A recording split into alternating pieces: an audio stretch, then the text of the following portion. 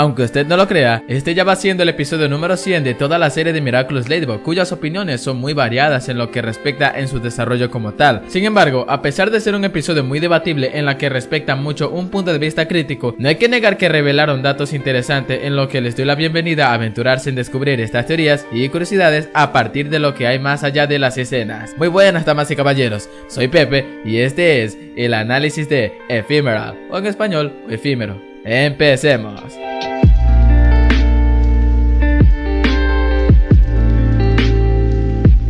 Omitiendo como la tercera vez que Gabriel le promete a su esposa dormida que logrará su objetivo, el episodio comienza con Bob perdiendo una moneda que al parecer era de oro, valor perdido por el que empieza a hacer un berrinche. Formalmente estos adquieren el nombre de doblones de oro, y la verdad el valor suele variar, pero el más frecuente suele ser el del hidalgo. Si medio hidalgo equivale a 5 pesos de oro, su compra adquiere un valor de $4,045, mientras que su venta es de $5,135. Si bien dividimos para 5 estos valores, su compra tendría un valor de $809, mientras que su venta tendría uno de $1,027. Si Bob pretendía vender ese doblón de oro, entonces en ese momento perdió alrededor de $1,000. Para personas de su talla, perder esa cantidad de dinero es como si un helado se cayera para ellos, lo cual eso denota mucho que su avaricia no conoce límites. Y justo en esa calle, Gabriel pasa para decirle a Adrien que pasara por él en la conferencia de prensa hablando del lanzamiento de la colección número 100, que bajo ninguna circunstancia abandone el lugar pidiéndole que honrara su trabajo como la memoria de su madre. En resumen, lo que Gabriel tenía que decir es que, además de que no le den ningún trasfondo como factor intrínseco de esta temporada, al mostrar un breve trasfondo de los personajes secundarios, prefirió priorizar el berrinche de un millonario con problemas que honrar verdaderamente la memoria de su esposa. Adrien es dejado a realizar la tarea encomendada por su padre. Una de las periodistas le pregunta que la colección número 100 de su padre está dedicada a su desaparecida esposa. ¿Cómo es que él lo recibió? Esta pregunta revela claro que la desaparición de Emily ya no es un secreto, cosa que te percatarás que la familia Graham de Vanille teóricamente se encargó de divulgar esta noticia, al ser una familia altamente influyente del que no nos estamos dando cuenta, porque en el tráiler de Gabriel Agreste nos percatamos que conmemoran su desaparición como un funeral, por lo que te puedes hacer una idea de que alguien compartió esta noticia porque vemos algunos invitados en la escena, cosa que también esto refuerza mucho el hecho de que el capítulo de Gabriel Agreste ocurre antes que este episodio, siendo el número 9 de la cuarta temporada. Bonitizador, así es el nombre de aquel villano, tenía el poder de convertir a las personas en doblones de oro de tamaño medio, poder que podemos ver en casi algunos villanos al tener esta clase de facultades. Jugador pudiendo convertir a las personas en punto de experiencia, Desperada convirtiendo a las personas en calcomanías usando sus instrumentos como armas, Glaciator convirtiendo a las personas en helados y un cierto etcétera. Ryuko intenta penetrar el sólido oro con un rayo pero no lo consigue, pues dato curioso, los rayos suelen impactar en zonas altas, aisladas o con forma puntiaguda, pero el material o la presencia de metales no determinan un punto de impacto. La ausencia de Cat Noir hizo que Ladybug reclutara a todo aquel que fue portador de un Miraculous. Pegasus utiliza su poder para viajar y poder sacarlo, pero no pudo debido a la gran cantidad de oro que no le permitió entrar, siendo de gran inutilidad su poder seguidamente. Y aquí vemos un curioso error que algunos se dieron cuenta. Cuando vemos a Ladybug tratando de llamar a Cat Noir, la vemos con su traje modificado tras usar el amuleto encantado, pero cuando la vemos cómo se manifiesta a partir de la activación de dicho poder, nuevamente vemos que su traje original cambia, cosa que si esto no fuera un error sería una enorme contradicción de la ley del poder de un portador. Aún no sabemos cuán poderoso podría ser el amuleto encantado de Ladybug al estar en su versión adulta. Solo se sabe que no puede quebrar así una ley como esa impuesta en un Miraculous, y de dicho poder aparece un camión de bomberos, primero una motoneta, luego un auto deportivo y ahora un camión. ¿Qué sigue? ¿Un tanque de guerra?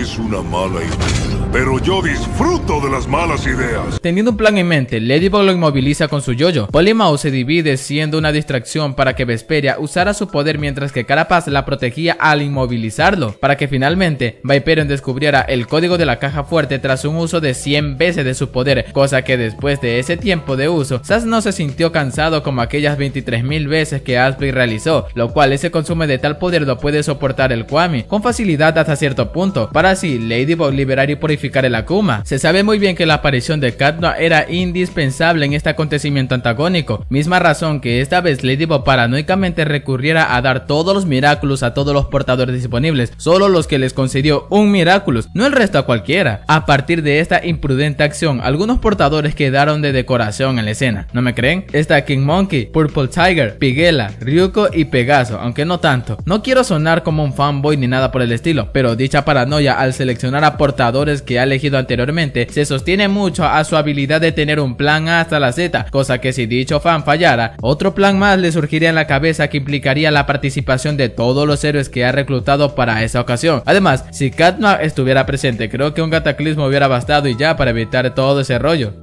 Después de más de la mitad de esta temporada, Su-Han aparece de la nada a confrontar a Ladybug de cómo se atrevía a distribuir de esa forma los Miraculous, si solo bastaba con usar el cataclismo de Cat Noir para esta simple situación. Estamos hablando de una caja, lo que en teoría haría que Botanizador se viera en una caída en el que perdiera toda capacidad de poder. Para Ladybug le fue imposible conectarse dado a la indisponibilidad que Cat tenía. De esa forma, en él surge una descontrolada desconfianza hacia Cat, conspirando de que podría estar detrás del poder de Shadow Mode, lo cual era muy inverosímil para Ladybug aceptar ese hecho. Por ende, Su-Han le exige que tendrá que saber su identidad para que esas ocasiones no vuelvan a repetirse nunca más, algo de lo que no sabe Su-Han y no poder ver las consecuencias de lo que implica revelar la identidad secreta a un compañero. Ladybug se pone ante ello porque ya vivió futuramente tal consecuencia. Aún lo recuerda, la vez que oyó a Cat Blanc pronunciar su nombre inesperadamente, donde la raíz del problema fue el haber escrito su nombre en tal carta. ¡Ahora rompiste más que mi corazón, Marinette!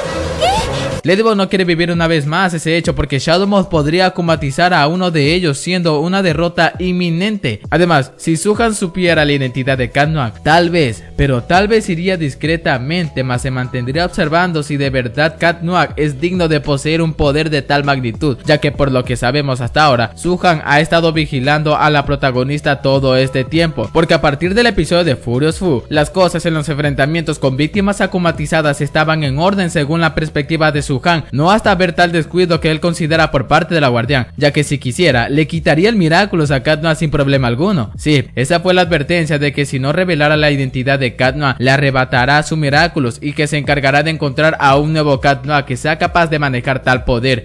Cierto, Su-Han aún conserva esas deportivas que Mari le obsequió.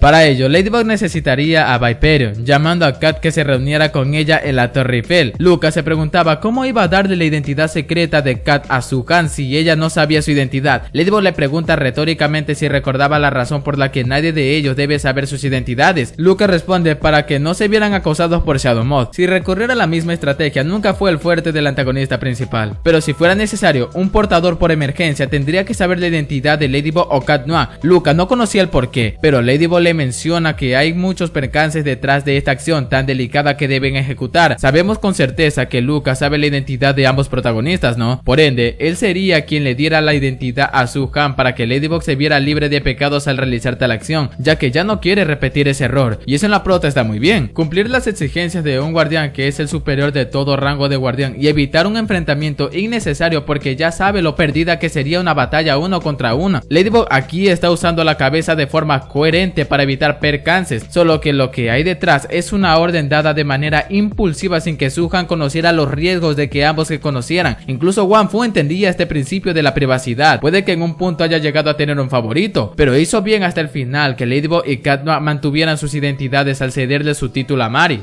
El plan era simple y directo. Cat le dice su identidad, Vaporeon rebobina el tiempo, tiene la información relativamente sin mover un dedo y Su-Han tiene la identidad de Cat. Simple. Cuando Cat se aproximaba, Vaporeon puso su cronómetro para dar inicio a su rebobinar temporal. Una vez que el gato haya llegado, pregunta que de qué quería hablar realmente. Ladybug menciona que está relacionado con lo que pasó esta tarde y finalmente se dio cuenta que después de todo ella llegó a la conclusión de que tenía que saber sus identidades secretas. Cat queda confuso seguidamente de preguntarse de que no se suponía que fuese un secreto para ambos, ya que a veces cuando surge algo siempre debe haber un impedimento de poder comunicarse para tal batalla, más si le pasara algo a alguno de ellos estarían al tanto, volviéndose más fuerte en contra de Shadow Mode. Cat vuelve a preguntar que si estaba segura y Ladybug asiente que sí. Una de las pocas ventajas que sé cuando dos héroes saben sus identidades es, primero que nada, si se trata de un equipo cuya confianza es mutua, dicha confianza se amplificaría tras revelar sus identidades, tener una mejor comunicación tanto en la vida heroica como la civil, pudiendo realizar combos de eliminaciones duales mejor ejecutados. Al conocerse tan bien, crearían su propio lenguaje que ningún otro maleante sepa, permitiéndole salir de cualquier situación. Esas son una de las infinitas ventajas. Las desventajas serían si uno no sabe permanecer desapercibido, tarde o temprano el sujeto terminará siendo descubierto. Abusar de esa confianza y no centrarse más en su trabajo deja de lado a veces el trabajo en equipo, y entre algunas desventajas también. Cat Noir estaría más que dispuesto en revelar su identidad en frente de la que ama realmente, finalmente pronuncia su nombre, Adrien Agreste. Ladybug estalla en risa, siendo uno de los mejores momentos en el que supieron muy bien almacenar primerizamente la situación ambiental del asunto, reemplazándola con un momento cómico cuya reacción de Ladybug es totalmente natural y coherente. Mari siempre ha detestado la idea de que Adrien fuese Cat Noir, por eso dicha risa enfatiza mucho con sus palabras, negando tal hecho de que su cruz sea quien no esperaba ser, para luego volver a colocar esa misma situación ambiental romántica a su debido lugar, que a gusto personal quedó perfecta.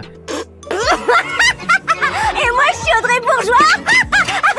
Toi, Adrien Agreste. Impossible, y a pas plus différent que vous. Es entonces que Cat se destransforma enfrente de Ladybug. Viperion le pregunta si lo hace, pero Ladybug indirectamente niega tal orden. Adrien lo entiende mucho el hecho de lo que pensaría esa persona sobre aquella, idea de la que rigió casi toda su vida, reprimiendo la esencia misteriosa que definía su personalidad, cosa que para él es complicado. Quitarse el peso de contarle las historias cuando era Adrien Agreste y ser salvado en algunas ocasiones, o tener el honor de que le hubiera confiado un Miraculous. Nada le hace más feliz que quitarse ese peso de encima. También es interesante que Ladybug, Mari, se haya quedado anonadada, sin habla, paralizada y con ideas revueltas en su cabeza. Ladybug no sabía que estaba cometiendo un error una vez más al dejar que una vez más las cosas en Cat Blanc pasen otra vez, lo cual dicha reacción en Mari es totalmente normal. El no esperarse que el amor de su vida tuviese un papel muy contradictorio hace que le cueste mucho procesar ese momento. A diferencia de Cat Blanc, allí fue situacional. En aquel entonces, Mari estaba emocionalmente devastada por el precio que tuvo que pagar para luego descubrir la identidad de Adrien como Cat Noir, ya que en ese momento ella quería mitigar sus emociones negativas sintiéndose cobija en sus brazos, sin tener ideas raras de él, cuya continuación analizaremos. Además, dentro del episodio de Cat Blanc, no nos dejaron ver completamente la reacción de Mari tras saber que Adrien era Cat Noir. Tal momento necesitaría tiempo para pensar en revelar su identidad también, además de saber que el tiempo de Viperion terminó y que Ladybug le cuenta lo sucedido a Suhan, y en el que somos testigos de cómo se piensa desarrollar todo eso.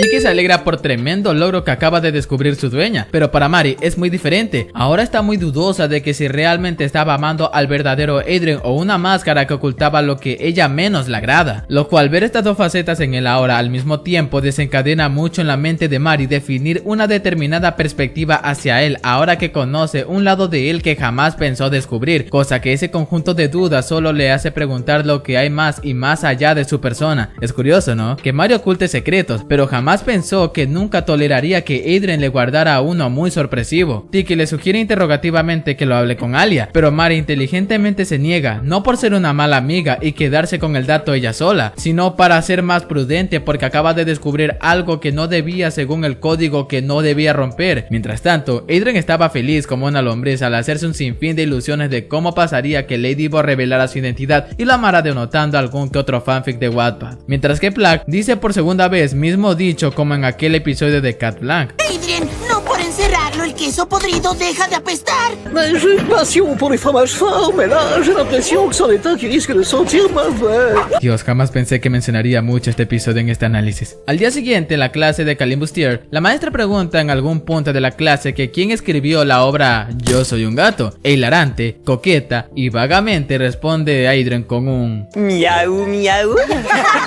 Natsume Soseki, nacido el 9 de febrero de 1867 y fallecido el 9 de diciembre de 1916, fue un novelista japonés, profesor de literatura inglesa, escritor de haikus y de poesía china, cuyas obras más conocidas son Kokoro, Soy un gato, Bochan, El Caminante y Las hierbas del camino y Sanshiro. Pues si de centrarme de una obra se tratara, la obra se desarrolla dentro del contexto de la burguesía de la era Meiji, una sociedad conservadora y en transición de modernización occidental, que finalmente florecería en las eras Taisho. La modernización de las costumbres y tecnologías nipona tienen un profundo eco dentro de la obra, como la prueban las menciones a artistas y personajes como Andrea del Sartre, William Thackeray, Lafcadio Hearn, Shinjinobu Okuma, entre otros. Teniendo esa idea en la cabeza, no puede evitar ver en Adrien la imagen superficial de Cat, siendo una molestia para ella ver esa imagen, hasta cierto punto que vemos en la práctica de Kitty Section el que se fuera. Luca la ve y opta en seguirla pertinentemente. Luca le dice que tiene la impresión de que no escucha la misma canción cuando ve a Adrien. Mari le pregunta que no le ha pasado que cree conocer a alguien para luego descubrir un secreto que nunca pudo haber imaginado. Él asienta que sí. Mari continúa su pregunta con un como si se volviera raro porque ya no es la persona que uno conocía. Luca lo niega en lo absoluto, es lo contrario para él. Luego del efecto sorpresa, eso le permitió conocerla mejor y amarla más. A ver, sé que la última parte no debía decirlo Luca, porque por supuesto Luca debió haber superado a Mari hace mucho. Creo que esto ya es un fetiche del autor, pero bueno, las palabras de Luca son relativamente fáciles de interpretar. Cuando una persona suele guardar secretos, su percepción de la realidad cambia drásticamente, tiende a sentirse muy depresiva con respecto a ello, tener un estrés crónico, impedir superar traumas y hacer que uno se sienta menos auténtico. Adrien tenía todos estos síntomas. Cuando vemos que liberó eso ante la persona que ama, se sintió liberado de la carga emocional que su espalda tenía que soportaba a diario. Luca hizo lo mismo cuando supo la identidad de Mari, la entendió absolutamente al verla muy deprimida en ciertas ocasiones en las que no dudaba en brindarle su más grande apoyo. Es más, el que Mari vea esta hiperactiva faceta de Adrien sea una elección de aventurarse en disfrutar ese lado que nunca se dio el lujo de darle esa oportunidad cuando la tuvo, lo que simbolizaría un impulso a que se atreva discretamente en darle una oportunidad al ver tal comportamiento que probablemente sea un pequeño reflejo de lo que Emily fue en su vida. Y así fue, cuando su relación entre ellos mejoró notablemente siendo combos duales mejor ejecutados. Y no solo eso, como dije, las emociones influyen bastante en el campo laboral. Catnap no se ve muy entorpecido en sus acciones, que vencer a Sirena se le hizo muy fácil al no cargar nada en sus espaldas, que lo haga dudar en cierto punto, lo que hace que Ladybug se enamore de ese lado de Adrien. Y más aún que Cat hiciera un pequeño guiño en aquella escena de la lluvia, enfatizando aún más el enamoramiento de Ladybug, para que más adelante sea la perfecta señal para que Ladybug esté dispuesta en revelarle su identidad. Y ojo que muchos notaron que, más bien escucharon con atención un pulso cardíaco acelerado cuya intención sea el que el espectador sienta lo que Adrien sienta tras ser testigo de la revelación de su vida.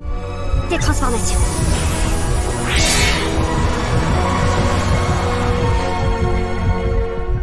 Quelque chose. Adrien abraza a Mari con toda su fuerza, a Mari tras saber que su primera amiga es la que amó tanto tiempo sin saberlo. Al ser una escena mera y parcialmente canónica, podemos hacernos una idea de que la reacción de Adrien se ve totalmente natural ante la situación por segunda vez. Una por saber su identidad sin que Ladybug lo supiera, lo cual pienso yo que nos están restregando en la cara que la Adrienet es real, pero que es demasiado pronto para que llegue a realizarse, misma razón por la que sabemos el final de este episodio.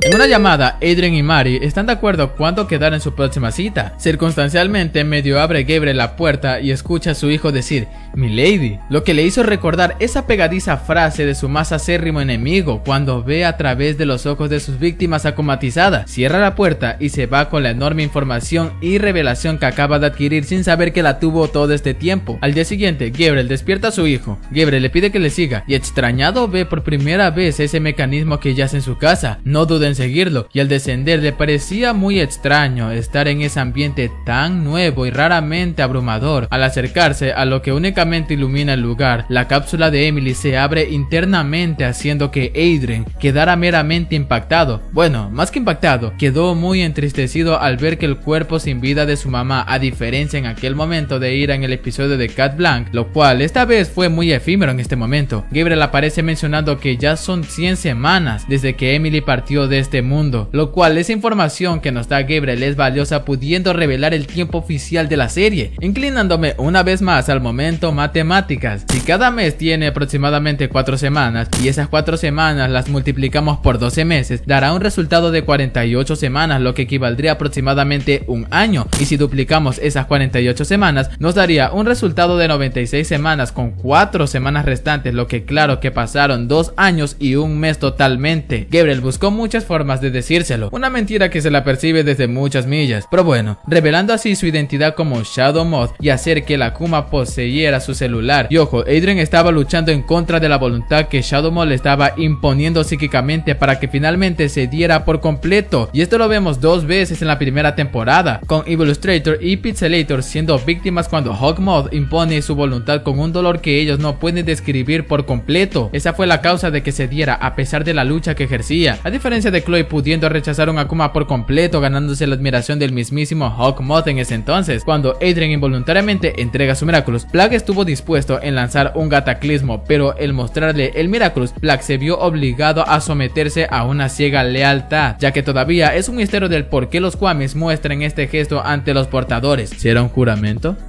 Mari llega al salón del cine, esperando la llegada de Adrien, pero no era más que Shadow Moth usando el poder del gato negro junto con el de la mariposa y pavo real que misteriosamente están en activación. Cosa rara al no poder ver ciertos detalles de estos al ser combinados en el poder de Shadow Moth, pero sí se logra ver mínimamente notable que combinó sus poderes. Eso se nota en sus ojos totalmente morados cuando la esencia del poder del gato negro es verde, siendo su bastón el que nomás esté notable. A pesar de tener el Miraculous del pavo real puesto y no notar sus detalles en el traje, podemos deducir que Gabriel renunció a él, haciendo que el aspecto del Miraculous vuelva a su apariencia original como lo hizo Gabriel con Nuro en The Collector, cosa que le fue mejor cargarlo por si acaso. Bueno, creo que en esta ocasión se llamaría Shadow Noak. También en este momento a Gabriel ya no se le reconoce, ya no es ni siquiera aquel Shadow Moth que muestra una postura muy cínica cuando se dirige a sus víctimas. El saber que su deseo pronto se cumplirá aumenta su desesperación convertida en felicidad de manera enfermiza, una faceta más cerrada de lo que fue en Cat Plan al acomatizar a su hijo. En cambio, teniendo ese cinismo en mente, pudo manipular emocionalmente a su propio hijo para que le ayude a conseguir su objetivo sin importar qué. Mari, al ver tal sorpresa y saber que su identidad estuvo expuesta, se transforma y activa su amuleto encantado en el que sale un reloj cronometrado a partir del minuto 1. Sorpresivamente, Ephemeral toca la espalda de Ladybug haciendo que su destransformación se acelerara notablemente, haciendo que corriera y le enviara un mensaje a Luca justo después de destransformarse para luego ser despojada de su poder, siendo una enorme felicidad para Shadow Noak el por fin el haber conseguido su más grande objetivo. A partir de este inesperado acontecimiento surge preguntas a juzgar del rostro de Shadow Noak. ¿Cómo será su deseo? ¿Qué tan poderoso llegará a ser? ¿Cuál sería el verdadero precio? ¿Su locura hará que haya consecuencias? Luca recibe a tiempo el mensaje en código y lo descifra tras ir a la casa de Mari reuniéndose con Sass. Luca le dice que su petición es que rebobinaran aquel momento exacto donde las cosas empezaron. Sin embargo, los Kwamis objetan que el uso del poder de un Kwami sin un dueño, las consecuencias serían altamente catastróficas. Fue inminentemente que un resplandor de luz se originara más allá del horizonte, siendo testigos de cómo la realidad estaba siendo reescrita a antojo de Gabriel, siendo portador del poder absoluto. Luca le pregunta que qué estaba pasando y Sass le explica que el antagonista principal estaba poseyendo los Miraculous de Ladybug y Cat Noir y que un deseo se puede pedir cuando se los usa al mismo tiempo. Para que entendiéramos mejor, Sass usa como analogía un bloc de notas. El universo está escrito lo que el color de ese lapicero ha dictaminado, pero cuando el poder de la creación y destrucción intervienen, habrá un punto exacto en el que la historia es borrada y reescrita de manera diferente. Es decir, si Gabriel pretende revivir a su esposa, sabemos muy bien que el precio que tendría que pagar sería perder a su hijo. El curso de la historia cambiaría drásticamente. Si tiene a su esposa y felicidad completa, el precio que tendría que pagar no es vivir con el dolor de perder a su hijo, sino el olvidarlo por completo cuando tuvo que concebirlo, cuando ese pequeño detalle en su vida que lo hizo feliz sin saber que cometió un grave error. A ver, si un deseo implicara en erradicar por completo la maldad, ese balance que define la vida se viera muy afectado de la misma manera, ya que al carecer de ese factor, no solo sería monótona la vida, también perdería el sentido en sí tras no hallarle una razón de existencia de la vida cuando se le intenta dar un significado en sí. Así que sí, es muy peligroso este poder porque no solo el precio de perder a alguien es una idea muy siniestra, sino también lo que implica al no usar bien ese deseo. Así que Sass utiliza su momento de rebobinar el tiempo y lleva en el momento exacto cuando Ladybug le iba a pedir que debían revelar sus identidades y la electricidad de París entra en caos, seguido de que varias fallas en la realidad surgieran, haciendo que varias épocas coexistieran tras el uso descuidado de Sass, cuya emergencia era requerida. E inesperada y misteriosamente aparece una portadora antigua del Miraculous de la Marquita. Así es, me refiero a una de las portadoras más fuertes y reconocidas en el universo de Miraculous, Juana de Arco, en el que ella misteriosamente menciona dos nombres muy peculiares según la historia original de nuestra tierra. En resumidas cuentas, también conocida como la doncella de Orleans, Juana de Arco fue una joven campesina que es considerada una heroína de Francia por su papel durante la fase final de la Guerra de los 100 años. Juana afirmó haber tenido visiones del Arcángel Miguel, de Santa Margarita y de Catalina de Alejandría, quienes le dieron instrucciones para que ayudara a Carlos VII y liberara a Francia de la dominación inglesa en el periodo final de la Guerra de los 100 años. Según esta información, mencioné en un punto que Juana de Arco tuvo visiones de un arcángel llamado Miguel y dos féminas cristianas, lo que nos lleva a pensar que dentro de este universo Dios existe, porque verán, Miguel para los cristianos es el protector de la iglesia y considerado abogado del pueblo elegido de Dios, es decir, Jesús, lo que me lleva a pensar que si tomamos en cuenta estos datos de la historia de Juana de Arco, porque de manera indirecta nos dicen que Dios existe en este universo y que posiblemente esté implicado en el nacimiento de los Kwamis tras tras crear el universo, misma razón que se enfatiza al ser una de las portadoras del Miraculous de las marquitas más destacables de la historia, pero